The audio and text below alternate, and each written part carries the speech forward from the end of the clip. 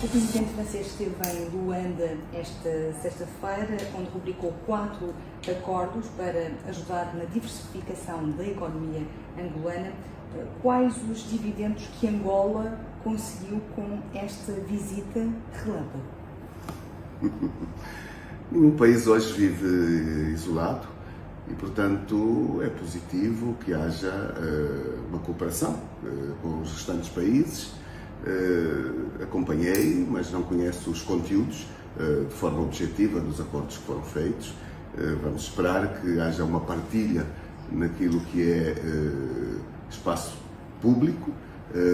Espero, de facto, depois de ter um conhecimento mais profundo, poder me pronunciar, mas penso que é a cooperação comum. Percebi que havia uma incidência, muito em particular, pelo tipo de publicidade dado para o setor agrícola também, na autossuficiência alimentar e não só. De uma forma ou de outra, o nosso problema é outro hoje. De que modo esta cooperação pode chegar às comunidades? De que modo esta diversificação da economia ou este tipo de contratos assinados depois se desenvolvem num ambiente, diria, de uma economia de mercado, num ambiente de competitividade com regras. E este é que é o nosso grande problema. Infelizmente, nós somos ainda um país de economia central. Nós somos um país onde os empresários angolanos estão falidos, na sua maioria. Esta é uma razão de grande preocupação, porque eles sofrem uma enormíssima competição, até muito mais do que isso. Eles são destruídos mesmo pelo setor governativo. Nós hoje temos fundamentalmente atores políticos a ocuparem o setor da economia. Para quem passa cá, de um dia para o outro, muitas vezes não tem o tempo para poder se aperceber dos desafios efetivos que Angola tem. Hoje nós temos um setor económico praticamente privado, quase destruído, descapitalizado, não tem acesso a ser parceiro deste tipo de iniciativas, a não ser os atores do Partido-Estado. Estes é que fazem, é que aparecem, estes é que são levados à contratação, e nós temos um exemplo muito bom, muito interessante, recente. Os americanos direcionaram ao continente uma verba elevadíssima para questões de economia. O que é que Angola fez? Em vez de fazer concursos públicos, entregou aos empresários do partido verbas que já estão a incomodar aquilo que são as exigências deste tipo de parcerias. Então eu espero que mais este elemento, nesta vinda, como noutras, nós passamos antes de mais uma reforma dos atos internos que se aproximem não só a uma economia de mercado, mas a uma sociedade plural e democrática que não somos. O pacote legislativo autárquico ainda não está concluído e isso está a atrasar as eleições autárquicas, afirmou João Lourenço. O senhor disse que não acredita na promessa de realização das eleições autárquicas?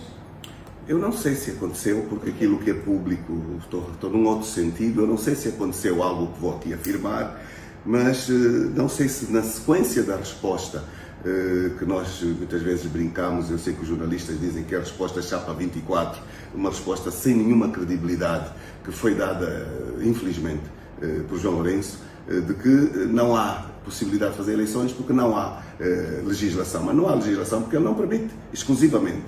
Eu não sei se a resposta a seguir a ele foi: o senhor desculpe, mas o senhor é que não permite que seja agendada a única lei que falta. Não sei se essa pergunta lhe foi feita, porque era o que eu esperava que fosse feito.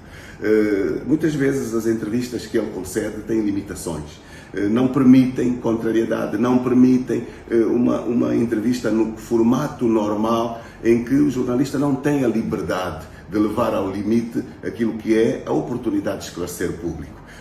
A resposta é óbvia, nós todos conhecemos esta resposta, é a única que se dá há anos seguidos. Sou deputado. Todas as leis do pacote autárquico foram aprovadas na Generalidade a caminho de 5 anos. No próximo mês faz 5 anos que todas as leis foram aprovadas. E o que é que o MPLA faz? Impede que se conclua a legislação autárquica. E quem dá estas ordens? João Lourenço. É o presidente do MPLA. É ele que dá o comando à bancada do seu partido. Não há agendamento que o MPLA não quer. Não há agendamento porque o MPLA tem medo das autarquias locais. Portanto, a pessoa que lhe respondeu não disse a verdade.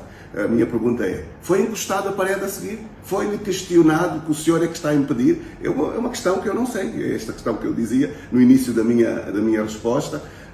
Como as conferências que João Lourenço dá aos jornalistas são restringidas nas perguntas. Falo do espaço angolano. Não sei o que é que se passou a seguir a entrevista que ele deu sobre esta matéria, porque o que é público só tem essa resposta. Então, aqui está, por isso é que não há debates. Deve saber que nós estamos a sair de uma campanha eleitoral em que João Lourenço fugiu completamente de todos os debates públicos. Isto diz claramente que nós não somos democracia de nenhum tipo, nós somos um regime autoritário, profundo, e portanto não há nenhuma desculpa, não há autarquias, porque o MPLA tem medo, não há outra resposta. O Sr. Presidente falou das eleições, foram as eleições mais renhidas de sempre, o seu partido, a UNITA, continua a reclamar vitória? Não me pergunte a mim, é jornalista, faça uma escutação pública, vá às instituições de caráter diplomático e vai ver qual é a leitura que todos têm sobre as eleições. Aqui não há dúvidas, porque quem diz que ganhou não celebrou. Quando quis sair à rua, o povo correu com eles. Isto é um sinal claro daquilo que aconteceram em termos de eleições em Angola, onde tivemos uma pré-campanha, uma campanha que durou quase 2 anos, em que o país ficou parado aos interesses do Partido de Estado. Se sair do aeroporto, agora mesmo, hoje, se lá for, a propaganda estática do MPLA continua nas ruas. O governador de Luanda não tira a propaganda do seu partido. O presidente do MPLA ainda está apostado nos cartazes que viola as leis. E, portanto, nós não tivemos uma campanha eleitoral democrática, mesmo assim perderam. Não comemoraram e temos uma realidade que não mudou, infelizmente, que não é democrática. E é neste ambiente, lamentavelmente, que nós temos os desafios da necessidade de afirmação de um país plural, os desafios do desenvolvimento, porque os angolanos que têm acesso à informação global como qualquer outro espaço e outro povo, mas têm muitas restrições, muitas dificuldades, com um aumento substantivo da pobreza num país que tem tudo para não ter estes problemas. Os últimos meses ficaram marcados por escândalos de corrupção, sobretudo em torno dos tribunais superiores, estamos a falar do Tribunal Supremo e de Contas. A UNITA, o maior partido da oposição em Angola, defende a impugnação de mandato do presidente angolano por este ter negado aqui ao nosso microfone da RFI a existência de uma crise institucional. Bom, eu não sei onde é que foi buscar esta citação. A impugnação de mandato eu não fiz. Eu não conheço nenhum dirigente da UNITA que tenha feito este pedido. Pelo menos, se vou brincar um bocado, ainda não tenha feito este pedido, ou ainda tenha feito. Portanto, não sei quem está a citar, porque esta afirmação não foi feita por mim e eu não conheço. Então, antes de comentar, talvez ajudar-me a entender de onde vem esta pergunta.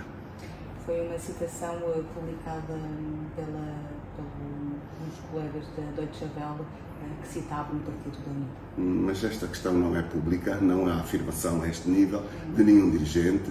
O que vou comentar a seguir é o estado da justiça. Não há justiça em Angola. Todo o edifício de justiça não funciona. Porquê? Porque ele está ocupado pelos interesses do Partido de Estado. Quem não permite o funcionamento da justiça? O Presidente do MPLA, que é também Presidente da República, que é um Partido de Estado, que não aceita fazer as reformas das instituições, e nós vivemos de escândalo em escândalo.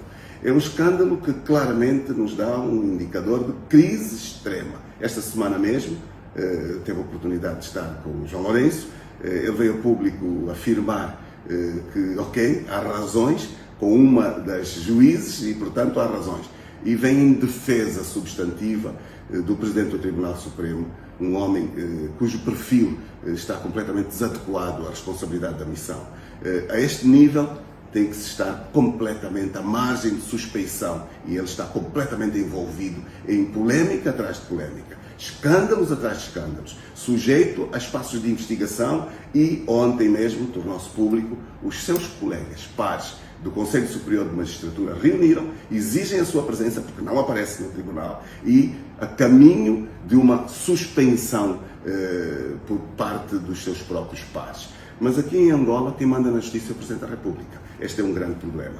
Nós temos este drama porque João Leonardo não ganhou o concurso para Presidente do Supremo.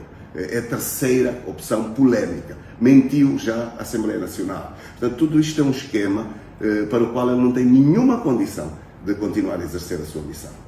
E, portanto, temos este tremendo desafio. Lá onde não há justiça, todos pagam, todos estão em risco e não é possível ter uma sociedade desenvolvida sem um sistema de justiça que funcione, porque aqui pune-se o ladrão de galinhas e deixa-se em liberdade plena o ladrão do país que está sentado no Conselho de Ministros. Continuando a falar de política interna, a UNITA foi o único partido da oposição a votar contra o Orçamento Geral do Estado. Não há risco desta postura ser considerada como obstrução sistemática? Explico porque é que votamos contra. Nós votamos contra porque o Orçamento Geral do Estado, que tem o benefício, mais uma vez, de um período de diferenciais elevadíssimos, por consequência do elevado preço do petróleo. Portanto, Angola tem um orçamento bilionário, multimilionário. Este orçamento não chega às comunidades. Este orçamento não beneficia a população. E não está no orçamento a verba para as autarquias locais. Começo já por aqui. Uma promessa de João Lourenço. Andou atrás de nós. Adalberto Júnior prometeu eleições locais em 2023, quando viu que era uma matéria que todo o angolano pretende, veio atrás de mim nas promessas. Ouviu, não ouviu? Mentiu a jornalista, por não viver aqui todos os dias, que não havia legislação, não assumiu que ela é que está a impedir que esta legislação vá ao Parlamento. Falta uma lei. Só na especialidade, porque a Generalidade está votada há 5 anos. Esta lei, agendada amanhã, no fim do mês está aprovada, posso lhe garantir. Portanto, aqui está a grande verdade dos factos todos. Portanto, poderia haver condições para que as eleições autárquicas se realizassem este ano? Todas as condições estão criadas e se fizer uma auscultação, 99,9% dos angolanos querem as eleições locais. Não sei de que é que o MPLA tem medo, senão do facto de que deixará de ter um poder vertical para um poder mais horizontal. Mas eu vou mais a um dado. Votamos contra porque as verbas para a educação não correspondem àquilo que foi também a assunção da campanha e a necessidade do país. Votamos contra porque as verbas de saúde não correspondem àquilo que é necessidade para o país. Não há um incentivo ao desenvolvimento, inclusive da economia com equilíbrio. Há a continuidade do financiamento da banca, que faz empréstimos ao Estado. Se for verificar, este orçamento continua a trazer quase 50% daquilo que é despesa pública para pagar dívida pública. Isto é um crime, porque a dívida pública é o financiamento do poder político instituído. Isto é uma vergonha. Eu explico como. Angola tem acesso a financiamentos internacionais a custos muito baixos, a juros mínimos, pois o financiamento, quase 50% da dívida pública, é feito por consórcios de bancos internos, a juros elevadíssimos, escandalosos. Pergunto quem são os bancos internos, são dos governantes, são de quem aprova as leis. E aqui estamos a violar leis internas aprovadas que estão lá apenas, mas não se aplicam. Porquê? Porque há um partido cujo núcleo tem um poder enorme sobre o Estado, manda no Estado, não se governa para Angola, governa-se para a manutenção do poder político. E, portanto, este é o motivo da crise em que o país se encontra e que hoje já não se consegue mais esconder. É uma crise visível. O Presidente está na rua da amargura da sua imagem. Se for fazer uma sondagem, a popularidade e a sua imagem de credibilidade estão completamente destruídas. E, portanto, esta é uma verdade pós-eleições. A sua chegada da UNITA teve de ser validada várias vezes por via judicial. Não sentiu algum desconforto por assumir a liderança da UNITA quando muitos setores evidenciavam o facto de ter dupla nacionalidade e de ser mestiço? Tudo questões falsas. Mestiço. Nós temos, de facto, o conceito de angolanidade. E o conceito de angolanidade é uma questão muito séria. Nós tivemos desafios enormes de consolidação da independência nacional, desafios que já o facto deste tipo de debates aparecer hoje são um indicador enorme de incapacidade, de irresponsabilidade de onde eles vêm. De onde eles vêm? Eles vieram da Presidência da República. Vêm de algumas conferências de imprensa cuja autoria estava situada na Presidência da República. Veja lá, o órgão que deve estar acima de suspeição, que deve garantir a unidade nacional, que deve estar acima de qualquer elemento de ação pejorativa e de incapacidades, é quem promove este tipo de circunstâncias. E, portanto, não havia nenhum problema com a candidatura de Adalberto, tanto assim que o Tribunal Constitucional legalizou, ou melhor, registou a correção deste Congresso, 2 anos depois, por pressão do poder político. Este é que é o problema que lhe dizia. Não há independência do Poder Judicial. Aconteceu o maior escândalo no âmbito da justiça em Angola. Este facto continua, na minha leitura, a ser talvez o maior de todos os escândalos da era desta presidência atual, uma autêntica vergonha. Quem defendeu Adalberto Júnior, quem defendeu a legalidade, não foi a UNITA, foi a sociedade. Quem reagiu de forma pronta contra esta postura foi a academia, portanto, foram as universidades, foram os académicos, foi o conselho, foram os magistrados que se pronunciaram de imediato, foi a ordem de advogados. Portanto, veja a quantidade de indicadores de organizações profissionais que vieram a público negar completamente este tipo de intervenção que destrói qualquer seriedade de um sistema de organização de Estado. E, portanto, não tenho dúvidas que isto fez muito mal ao MPLA, fez muito mal à imagem da presidência. Espero que tenha aprendido. Porquê? Porque Angola continua a ter na presidência da República estruturas que combatem a democracia. Nós temos na presidência da República, ainda hoje, um gabinete de ação psicológica e propaganda institucional. Paga com dinheiros do Estado, que compra cidadãos, que compra igrejas, que promete legalização de estruturas cuja ação compete a ministérios, mas que são pessoas dotadas de extremos poderes e que são pagas com fundos públicos. Continuam a existir. Temos que ser voz de denúncia disto. Isto não é democracia nenhuma, é uma vergonhosa, no mínimo, estrutura autoritária extrema, para não lhe chamar outra coisa pior. Sr. Presidente, quanto à política internacional, de que forma interpreta este recuo de Angola, que se absteve no voto de condenação da invasão russa na Ucrânia, na Assembleia das Nações Unidas? Creio que acaba por vir dizer aquilo que é de facto. Não tem política própria, está a fazer jogos. É nesta medida que, de algum modo, eu estou a vir de uma conferência em Lisboa, tida lugar a semana passada, sobre a democracia em África. E nesta conferência, a nossa leitura de balanço, depois de uma intervenção longa, é que, acima de tudo, compete aos africanos saberem defender-se a si próprios. Compete a nós, africanos, fazermos opções sobre o nosso interesse. Mas não deixamos de fazer uma análise sobre os parceiros internacionais e não deixamos de apelar ao fim da hipocrisia das relações internacionais.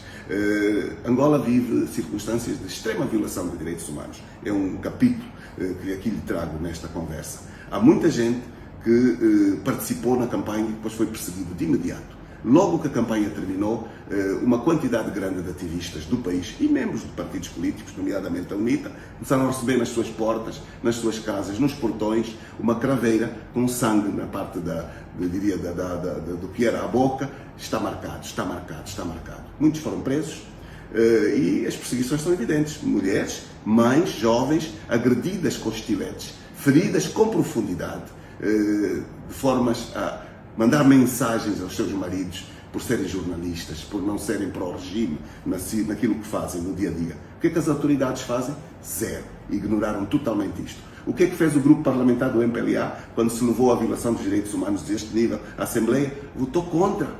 Significa impediu que se aprovassem resoluções de defesa dos direitos humanos, da integridade física das pessoas. Vou à sua pergunta, direta, de forma muito, muito clara. E a sua pergunta é respondida de forma também muito, muito simples. Nós temos um sistema que não é plural, que está em grande risco e que precisa de ser aberto, de ser melhorado. Mas as parcerias internacionais deviam aprender que os interesses económicos da cooperação, eles ocorrerão melhor e mais respondidos em ambientes de verdadeira democracia e verdadeira pluralidade. Aquilo que se defende dos nossos países deve servir de universalidade para os outros países. E é por causa disso que, de algum modo, algumas destas visitas deveriam trazer uma componente de diálogo com as populações. Eu conheço programas da União Europeia que durante muitos anos venderam, promoveram a necessidade das relações dos Estados não se fazerem exclusivamente com os governos, porque não representam relações com os povos. Os povos não são representados pelos seus governos exclusivamente, são representados pela pluralidade das instituições do país. E uma visita como a do Presidente Macron teria sido uma visita muito mais completa se tivesse tido a oportunidade de ouvir a sociedade, de ouvir os partidos políticos, de ouvir a pluralidade das instituições, porque assim, para quem acompanhou, por exemplo, a televisão, foi uma mera propaganda governativa, é uma pouca vergonha na pluralidade e, de facto, esteve à distância. daquilo que poderia ter amanhã de oportunidade de colher resultados que atinjam Angola no seu todo. Vai colher os resultados do Partido-Estado, apenas, infelizmente. Qual a leitura que faz dos esforços de paz de Angola em prol da paz na região dos Grandes Lagos, mas também na fronteira entre a RCA e o Chad, e agora para se tentar obter uma paz, segundo um comunicado emitido pela Presidência de Angola, haverá um cessar-fogo a partir desta terça-feira ao meio-dia no leste da RCA. Emmanuel Macron fez elogios rasgados ao papel de João Lourenço enquanto parceiro estratégico da paz. João Lourenço é visto como um artesão da paz a nível externo. É esta também a imagem que ele beneficia aqui no plano interno? Pergunta a qualquer angolano da rua, tal como disse há bocado. Quem não é capaz de ter paz interna, promove paz externa? É uma pergunta simples. Quem tem cabida em guerra não é capaz de promover diálogo com os seus parceiros político-institucionais. Dialoga com extremíssimas dificuldades com as forças vivas da sociedade interna. Promove a paz internacional. Este é que é o grande problema da hipocrisia externa, que depois ajudam a formatar ditaduras. Isto é uma questão que lhe respondo de forma muito frontal. Procuramos o quê? Cooperação com os minérios, com o petróleo, com os diamantes, então temos que fazer discursos bonitos, é uma opção. Procuramos parcerias estratégicas que funcionem. Ontem mesmo, os ativistas angolanos publicaram a dificuldade de pôr em liberdade um ativo ativista das Lundas, membro do Protetorado das Lundas, talvez conheça este caso, cuja liberdade está assinada por quem tem que decidir a saída dele das cadeias e que não está a ser respeitada, não está a ser cumprida. Porquê? Porque desenvolve ideias que não agradam a quem está sentado no poder. Quando estas questões são prática do dia a dia, esta mesma personalidade encontra consensos, a menos que um dia destes a imagem se formate pelos estrangeiros e ela esteja em desconformidade absoluta com os nacionais. É um risco muito grande. Mais uma razão de reflexão. Talvez melhores assessorias, o melhor trabalho das embaixadas, o melhor trabalho dos assessores, porque cai no ridículo. Sr. Presidente da UNITA, Alberto Costa Júnior, muito obrigada.